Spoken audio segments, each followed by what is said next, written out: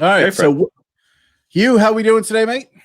I am very well, mate. All the better for seeing you. How are you doing?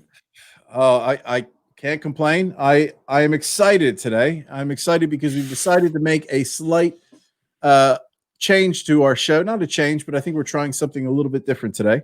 And as you can see from the screen, you'll notice this big A-Team emblem. And I'm excited because we have decided to review a vintage TV show. What are you thinking about that? Like you, I am very excited. I watched the A-Team growing up. It was one of the most iconic TV shows from the 80s that I remember. So I can't remember the last time I watched one. It would have been at some point in the 90s. So to think just of watching an episode again, I'm really excited just to see how great / shocking it is. So yeah, I share all your enthusiasm, mate. I can't wait to get into it. So we're going to be airing, and we're going to be cutting this up into clips for fair use reasons. And the format we're going with to start is we're going to watch the episode together. So of course we as a viewer, you're not going to see the whole episode. I will recommend where you can find this episode if you want to view this. So as we're using clips from the actual A-Team, I want to be able to give them their due and make sure that I'm referencing where you can download this video. But we've chosen from season 3, episode 5, an episode called Timber. Hugh has not seen it as of yet, and we're going to be going through. We're going to watch the episode, and we're going to give a review. And this review will be based on a scoring system on a scale of 1 to 10. It'll be a cumulative score, so Hugh will give his score, I will give mine. And we're going to add it to a league table of other vintage TV shows we'll be reviewing. So if you do have any shows that you would like us to review, please do in the comments let us know, or on our Twitter or Facebook, which I've actually deleted. Did I delete it? No, I have not, Hugh. Right down there. There it is. And I added Instagram, by the way. I was thinking it was time to start adding to that. So Hugh, any questions before we get started? No, I'm just really keen to get into it, mate. Like I said, it's been a very long time since I've watched the A-Team, so I'm just bursting with enthusiasm to get this bad boy on, and especially, most importantly, the intro. Well, let's go with the intro, because when we discussed this, you rightfully pointed out the intro when I was asking you, well, we should really introduce what the show is about, like the preface of it. And you very clearly said, I think the intro does the whole thing for us. So let's dig in and let's play the intros. And I'm going to pause it before we get to the character introductions, because I want to introduce the characters personally. In 1972, a crack commando unit was sent to prison by a military court for a crime they didn't commit. These men promptly escaped from a maximum security stockade to the Los Angeles underground. Today, still wanted by the government, they survive as soldiers of fortune. If you have a problem, if no one else can help, and if you can find them, maybe you can hire the A-Team. So there we have it, the A-Team, the introduction. So when was the last time you say you watched the A-Team, Hugo? God, 90s must be. Probably early 90s. Early 90s. Yeah, probably like 25, 30 years ago. So A-Team, I did a bit of reading on it, and in circa 1983, 1984, it was one of the more popular shows in America. It was aired on Tuesday night, prime time. So I believe it was competing with things like The Cosby Show at the time. And it consisted of 5 seasons, 98 episodes. The first 4 seasons were fairly the formulaic A-Team that we're going to go into. And that A-Team consists of, and you may be familiar with this, but I'll make sure that we go over the general format. A-Team gets called in to do a job. Now, the A-Team were being pursued by the military, as we heard from the introduction. They are they have escaped from a maximum security. So it's actually, hold on, let me. I actually think I have the thing here. They're a crack commando unit. Was sent to prison by a military court for a crime they didn't commit. Bastards.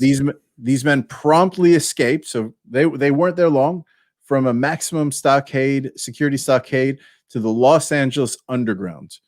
So today, still wanted by the government, they survive as soldiers of fortune. If you have a problem, if no one else can help, and if you can find them, maybe you can hire the A-Team, which I think it's a bit problematic for the show in itself. And it goes back to how innocent a time TV was back then, when people didn't question things. It was just, this is the way it was. And the fact that 98 episodes, so 98 different people, just regular people having issues, were able to find and hire the A-Team, yet the military could not get their hands on them. No, not a chance. Though interestingly, in season 5, they had to change format because the ratings were dying in season 4. So they ended up being captured and working with the military in season 5 before it was ultimately canceled. But the show consisted of, let's take a look at the bios of the people who were involved. So first we have John Hannibal Smith. So the way the show lists him is a master of disguise. So he is the ringleader. He is the brains of the operation. So what would generally happen in an episode if you haven't watched A-Team, for anybody watching this? First, the A-Team would have to vet somebody who is coming, who's hiring them. They want to make sure that they're not being fooled by the military, that the people that they're hiring are clients that are going to look out for their best interests and vice versa. So generally, he would be in some sort of a disguise. And generally, it would be just to confirm that is who they are. You often see him wearing a tan safari jacket. He has a gun in a holster, and he's always smoking a cigar. And he's very confident. The thing with you'll find with John Hannibal Smith is he's somebody who does not get intimidated by any situation. And I think when you look at shows in the 80s, you have that quintessential sort of male dominant personality, and he is 100% the leader of the A-Team. He is the brainchild, and his catchphrase, and I don't know if do you know what his catchphrase is? Do you remember? I don't right now.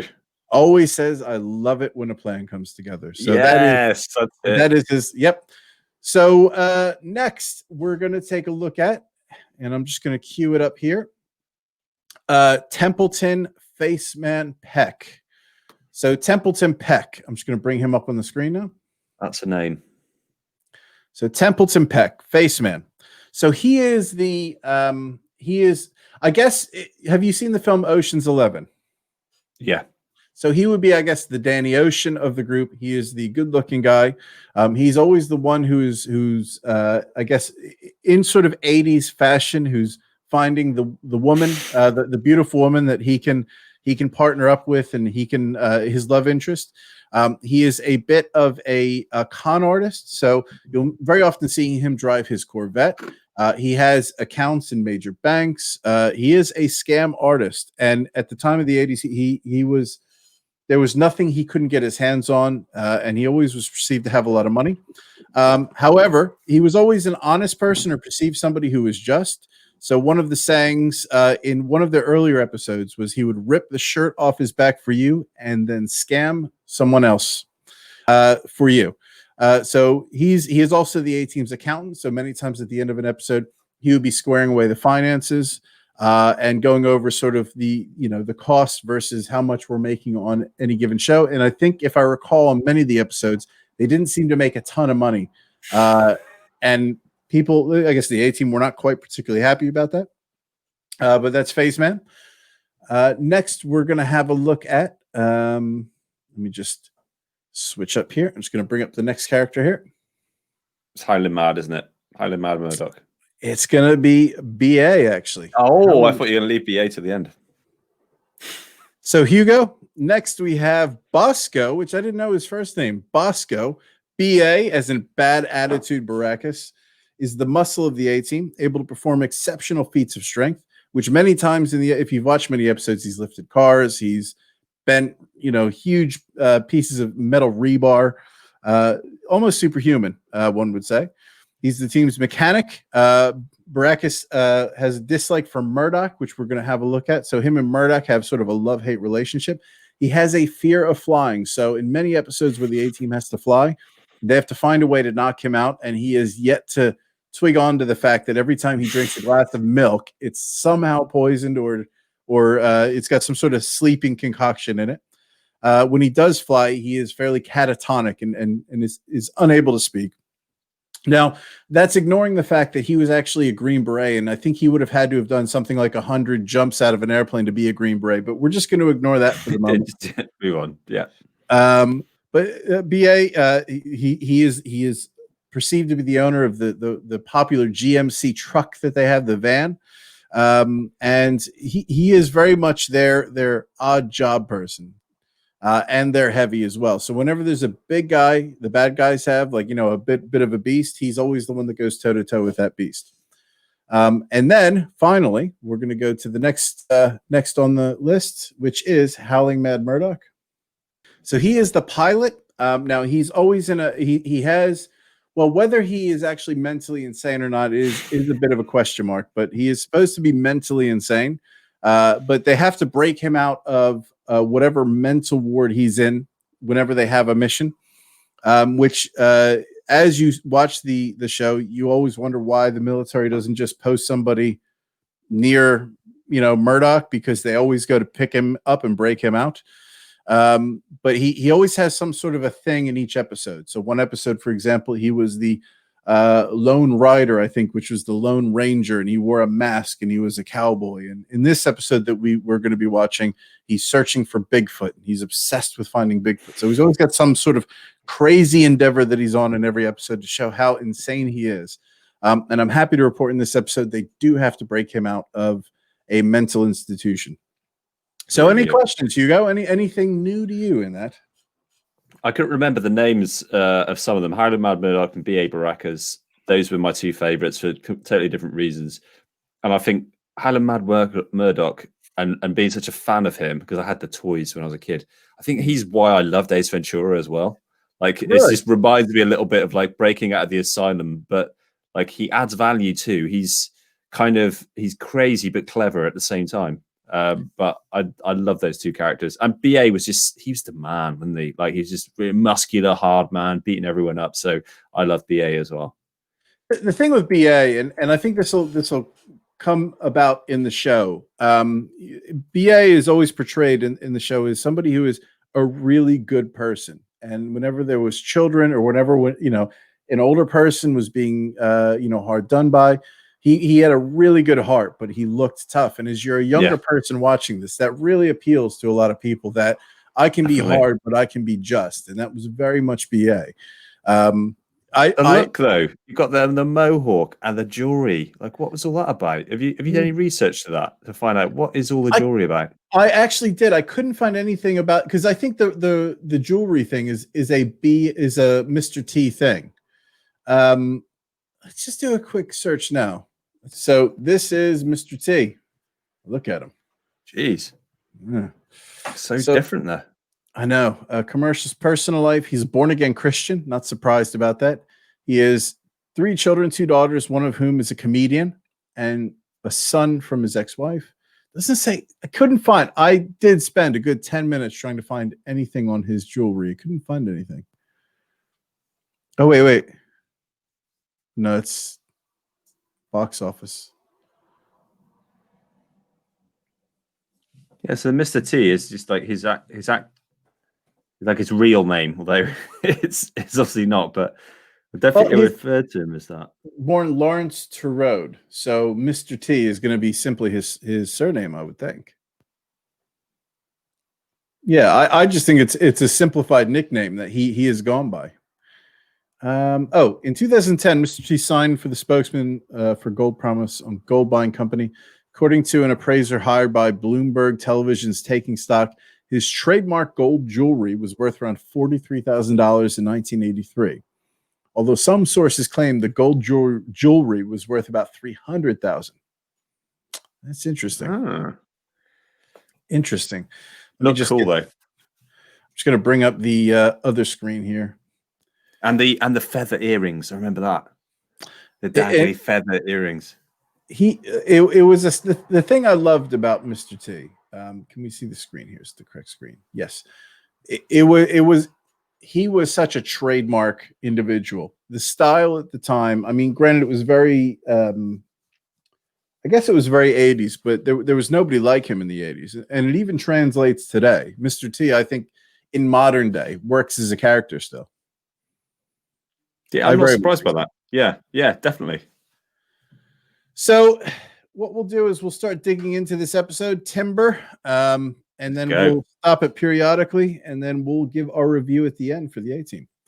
In this first scene, we are introduced to the Lawrence family, a family of loggers who are in the process of delivering timber.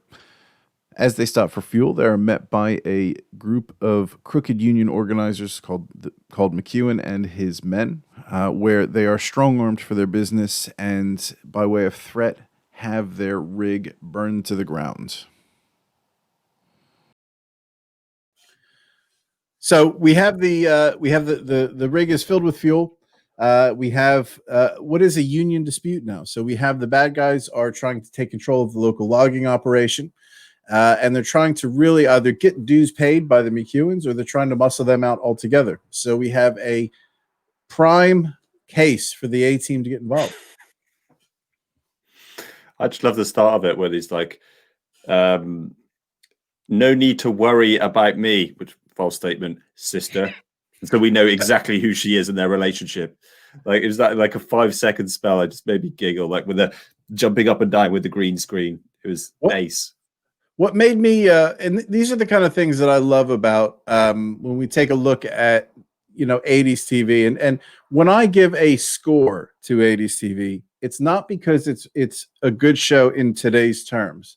There's things in sort of this vintage era that I'm going to be scoring on based on that nostalgic feel. And the thing in this scene in particular warms my heart because they're lumberjacks. And they have gone into the set, the costume area, and they said, we need to find lumberjack outfits because no one's going to believe these guys work for, a logging organization unless they're all wearing flannel. And every single checks. We need hats. We need checks. Even if you look at it, it's like it's a uniform. Everybody here, the audience will not believe that these are loggers unless they have flannel and braces as well. So this guy looks like a lumberjack. There's no question about it. 100%. There's no doubt in my mind. So I don't think she's worked. I don't think his younger sister's worked a day in her life in the field. But she looks the part. But she doesn't back down from a fight. And hey, to be fair, she was there. She's pretty hot. Well, that's part of it because in the 80s. The female actresses, there's no ugly people that fill these roles. Okay. That's part of the formula. Yeah. In the next scene, at what we believe is at the instruction of the A team, Mrs. Lawrence is tasked to go to a specific newspaper stand and purchase a newspaper, which is second from the bottom, where she is met with a gentleman who is Hannibal in disguise. As she barters for the correct paper, upon purchasing it and opening it, she finds out that she has just hired the A team. It seems a bit in sort of me looking at it now as a grown up. That seems quite an elaborate way just to confirm the identity of somebody. Agreed. And damning evidence against your existence there, lingering around. What if someone were to, I don't know, hijack it? Yeah, I love the check though. I love his check. Just what was it? Second from the bottom. Second from the bottom. Yes, and it's. I think for me, the amount of work they put into identifying a customer and ensuring the customer is the person who they say they are. I mean, my first thought would be some sort of an ID check, or maybe follow them for a couple hours, maybe look at a picture. But they wanted to go through the process of, I'm going to give this person specific instructions. And if that person comes to me and is insistent on following those specific instructions, that is the person that is hiring us. So I'm confident to work with them. But I'm not in the special forces, so I'm not somebody to judge what Hannibal Smith is doing. Yeah. So on to the next scene, which I believe, so the next scene here. So this is where I think we get some of what I think is the most gratifying parts of the A team. But let's have a look in a bit. Murdoch breakout scene. I really like that scene. So this is the introduction of the A team, but also the issue. What's going on? Background. And my favorite scene. So let me just bring up my favorite scene here. So make sure I'm muting this so I can cue it up. One of the things I noted in that scene, there's two things that jumped out to me in that scene. First of which is BA's acting, or Mr. T. Mr. T's acting. Yes, he is acting like he's driving. So this, how he's driving in this scene is, did you ever go to McDonald's? And at McDonald's, when you were a kid, they have the slide. And at the top of the slide, or the big playground, was that steering wheel. And this is how I drove the steering wheel at the top of the McDonald's slide, just like that. But my other favorite part. What's the puppets called? The Marionettes? No, the Tracy Island. What is it? The oh god, Thunderbirds. Oh yeah, they're like, they've got like the kind of, he's got like a bit of a puppet vibe going on with his acting. If you said he's on strings, you wouldn't be surprised. It is. It's funny because I didn't even think about it. Did I go too far? Are they going to show it here? Do you know, like they're just like moving around? See, the best I did pick up on that. He's acting like there's bumps on the road. I mean, this is everyone else seems just fine. Yeah. And then the other thing I really like in this is the blatant 1980s sexism. Did you pick up on that? Oh, if I were a man, I'd crack him across the jaw comment. Yeah, so this is something I think wouldn't fly in this day and age. I happen to do a little trading in it. And I would haul off and crack McEwen one right across the jaw. I'm glad you're not a man. I like you just the way you are. Will you help? The tension. It's funny because if that was, I think, any modern woman, they wouldn't be flattered by that comment. Yeah, they would not be like, okay, yeah. I'm glad you're not a woman. I like you the way you are. In this scene, Face is coming to rescue Murdoch, where he poses as a CIA agent, and Murdoch has top secret information he needs. Therefore, we must take him. Well, that was easy enough. I find it again in 2020 eyes. They have to do this every time, and you would think if they're wanted criminals, the U.S. military is hunting them down. Again, they would have somebody maybe monitoring Murdoch, because this is season 3, so this has happened a few times to this point. And he's the liability here, isn't he? In this team. But they don't have a pilot. I don't know why they bring him back every time. Why they take him back to the mental institution. Yeah, I mean, I can't remember outside of him being crazy what else he offers. Well, you said the pilot, obviously that's a big one, but what else does he do apart from getting people there? He's the weak link for me. I mean, he's the funniest character, but he was like, he just increases their chances of getting caught, right? Yeah, I think I think he is playing the whole act a bit. And he does add value because when you do watch the episodes, I do think he does I guess perform. He meets the task. He's able to benefit the operation many times. They're captured by the military, and he's the odd one out that has to rescue them. So I think he's the one person in this, for whatever reason, and I don't know the history. He's not the one that's ever arrested with the A-team. He's the one that's sort of the outsider of the group. I have no idea why. Elusive. Yes. So we've rescued Murdoch, and now we're on to for me. So this next scene is what makes the A-team for me when I was a kid, and even out of this day, I still have those feelings of gratification when I watch this, and it's very immature. I appreciate that, but this scene here is where the A-team meets the baddies for the first time, and what I love about these scenes is these are loggers who have owned this area, and they're about to run into just 4 people, and these 4 people are going to be the first people to not back down or not kowtow to them. And they're going to do it in a very imposing way. And as a kid, even as an adult, I find that very gratifying. Likewise.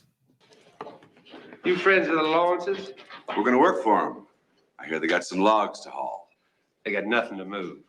Round here, folks don't work for the Lawrences. Oh.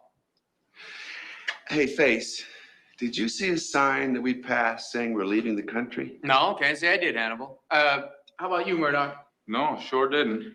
Well, that means we're in the United States of America. And as I remember, it's a free country.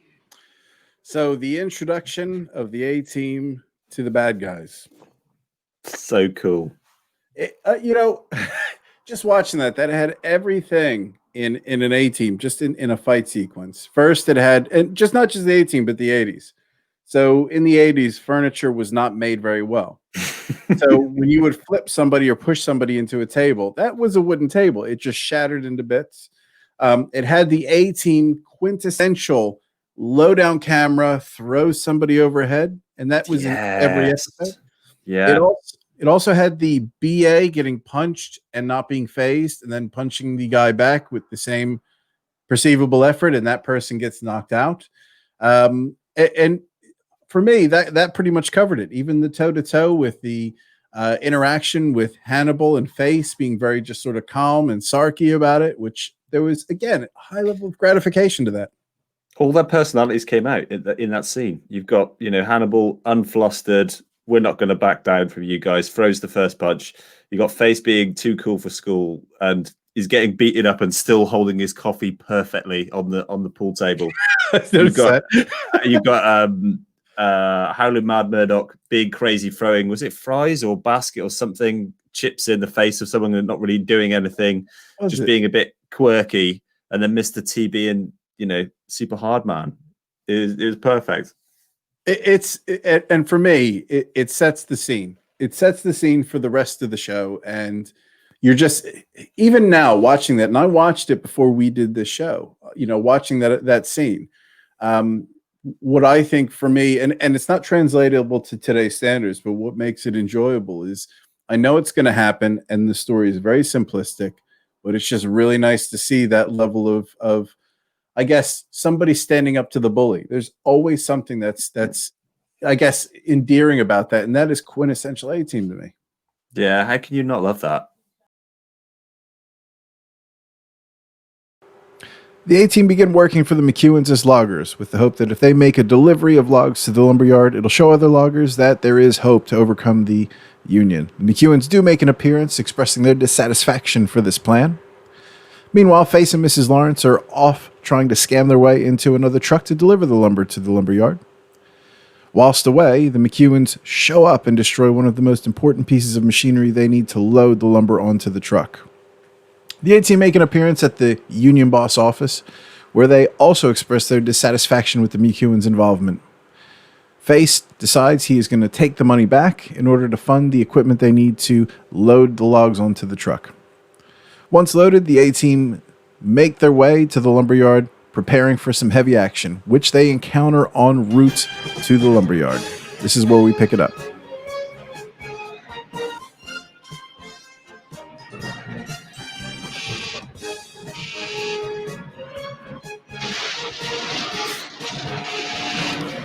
By the way, I don't know that they...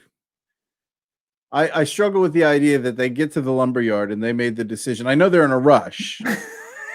However, for the business, I don't know that it was a good idea to plow down the fence of the timber yard. Yeah, what was it? Was it a sign? Did it say on strike across the top, or was that halfway down? Because the top of the no, right. So here we go. How would they have got in that anyway?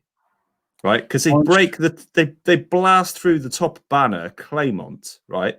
So how would they have got through that in any case, even if it wasn't on strike and they just opened gate 1, right? Go through it. The lorry is way too big and it bursts through the top barrier. Let's see this again. But you're right. Screw the goat. Let's just go for it. You know what, though? To be fair, there is some funny business going on, and the on strike to me would lead me to believe that is the McEwen group trying to convince me not to come in with my lumber. So maybe maybe we're being a bit harsh on the A-team here. Maybe that banner is suspect, though, Sean. I think that banner is a bit, precariously low for lorries of that size. But that's why we're here and they're there. True. You Claymont? Yep. These logs belong to John Lawrence. Oh, we didn't really think you'd make it. You're better than we thought. Boys! Plot twist. I did not see that coming. No, it's just the hand behind the back. I just didn't think it was anything. Where did he come from? Oh, geez. All right, numbered.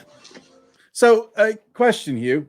When looking, sort of judging the McEwen union here, I question their decision making on setting up that roadblock with all the guns when they simply could have just, let the A team rock up and pull the guns on them at the timber yard. Yeah, like why not double down and come back at the end? Yeah, good shout on that front. It just seems like a waste of resource because this was a pretty killer plan. The guy with the gun behind his back, wait till they come out, sneak up on them, and you now have their timber. You don't have any potential police action on the road. We've got them. We don't have to waste precious resource on all this stuff beforehand. Or double down in the roadblock, get twice as many people there, twice as many cars, and blow the shit out of the A team. Like one or the other. Like pick your choosing. We need to put together a crooked lumber union, I think. Hey, how are they going to get out of this though? They're in trouble. They're screwed. Could Murdoch have not done anything to help there? I mean, is it just he's just going to cheer him on? He's tied to the same post. And amazing strength there. BA just crumbled what looked like an 8x8 post. Well done. Yeah, he is a beast. But again, Murdoch is doing absolutely right there. You made the point that he's the liability. If anything, he made BA's job harder. I mean, he was tied to it. He could have been helping. Or did he psych him up though, Sean? Did he give him that extra juice? Maybe he's a genius move if that's the case. Genius move. I wouldn't. They've broken a post. They've still got some work to do. Not done yet. Not out of the woods yet. You go down. I'm telling you, it hurts. I'm saying it hurts. Yeah. That's you, man. Right, that pole is about 5 foot long. The ceiling was about 20 meters high. Let's see that again. See how high that is when it drops down. And bear in mind they're crouched down.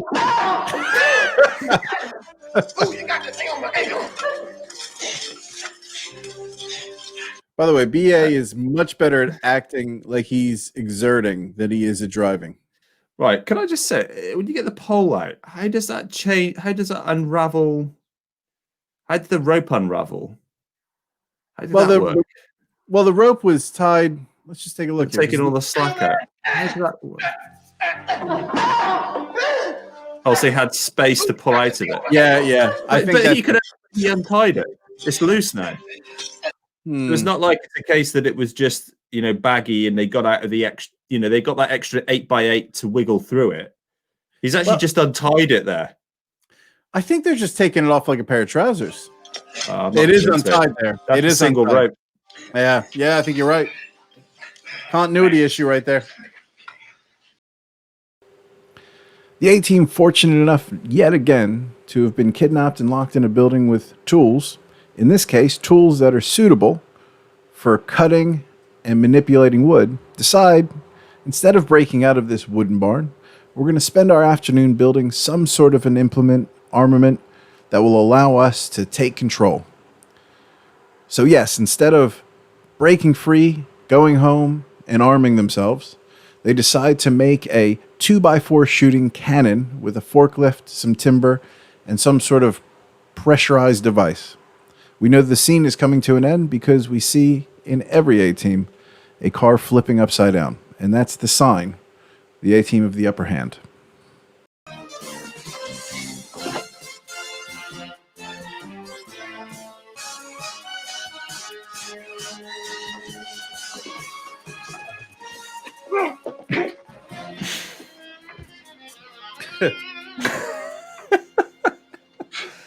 Cool. Well, the man did try, Hannibal. Yeah, they always try, but they never learn. You see, what they really need is a plan.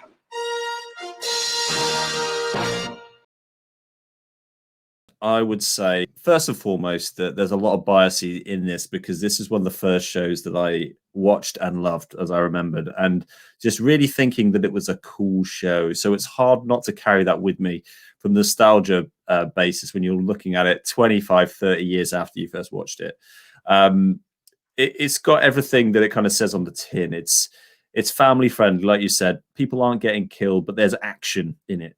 You've got the kind of comedy Murdoch with, you know, the interactions between the groups, the different personalities and characters. The characters themselves, so you can kind of warm to one or the other. You know, the hard man, the cool man, the con man, the trickster, and the crazy person.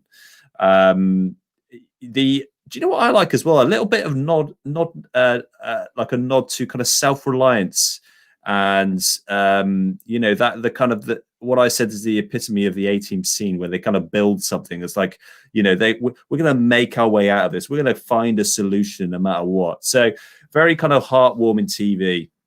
Where I'd slightly disagree with you is that I think you know what you're going to get with it, and there is comfort from that, and you know, there's safety in that, and I think that's where the enjoyment comes from, because you know Murdoch's going to piss off BA, and you know that Hannibal's going to come out with like some cheesy line, or that Face is going to hit on the girl, and there's some comfort in that. So, you know, as long as you know what what you're getting into when you're watching it, I think it kind of serves that purpose. So for me, I can't help but give it more like a 7.5 out of 10.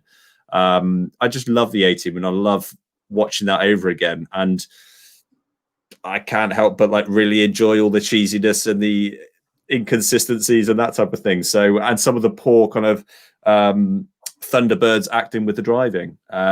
So yeah, that was a real joy to watch. And it's kicked everything off for us on this 80 series. So watching things coming forward, we've now got a benchmark to compare up against, like whether the action scenes were more or less realistic versus this one. So I'm looking forward to seeing what we got next. Yeah, it's going to be interesting to see how this does compare, because I think we're still getting our scoring chops in as far as how we rate things. What is the scale? And I definitely think A-Team is meeting the mark. It's solid. Those things that I find that are a bit formulaic, which do impact, I think, long-term viewing. If you were to watch it, like let's say in this day and age, if you were to go through and binge watch a TV show, I don't think A-Team is binge watchable. No, that's a once a week, and it's coming back on, so we know what we're going to get. Yeah. I totally agree with that. And it's interesting, because that's a formula that you don't see anymore. And there's an element, I think, when you watch these shows, and we watch them on demand, which isn't how they were intended to be viewed. You know, in the day, you would wait, you would schedule your time, you'd sit down and watch those shows, and you would have that time between. Whereas I think the binge watching shows, you need to have some sort of a, you know, transitional storyline that goes from element to element, and you can't really get away with this happens, then this happens, then this happens, and the problem is solved. And I think that's very much formulaic of what an 80s TV show is or was. There's always something hooking you in for more, and reveal a little bit more, but then there's going to be more questions and more answers. And yeah, you it's like that must see, I must know what's going to go on. So there's that constant arc going throughout, whilst this just wraps up episode per episode, done. Yeah, and I think, and looking at that, I think if you base the score, which you know, when I look at scoring, so from my end, you know, I give it a 7. So if I look at that score of giving it 7 out of 10, that's based on, you know, if I was watching it in that sort of time period, in that sort of format. So that formula, whilst now, the reason I wouldn't give it a 9, right now, the reason I use that formula is you know, because I have to judge it on its merits of the time. I have to judge it on the fact that I'm going to be planning to watch this week in and week out, and I'm going to be looking for, okay, how is BA going to show how badass he is week in and week out? I'm going to look at what is crazy, you know, Mad Murdoch going to get up to, what, you know, who is Face going to hit on this week, and how cool is Hannibal going to act when he first meets the bad guy. But the reason I'm not going to give it, let's say, an 8, 9, or 10 is going to be down to the fact that there is in the A-Team a ton of continuity issues that at the time and that's part of why I love it. That's why it does get a 7, but that's also why it doesn't get a 9, because I think in this TV show, more than a lot of others in the time, there's a lot of things that are unanswered. But that's why I love it. Yeah, well said, mate. No, I totally agree. heartwarming, and it's one of the strengths, but it's also what's holding it back from the higher school. Yeah, it is the same week in and week out, and I think you can only watch it a few times in one go. For me, it doesn't have that long lasting rewatchability, let's say, as some other shows might, because it is the same plot every week. But I think 7.5, let's say 14.5. Yeah, I think that's a really solid start for the 80s series. Yeah, I think my scoring.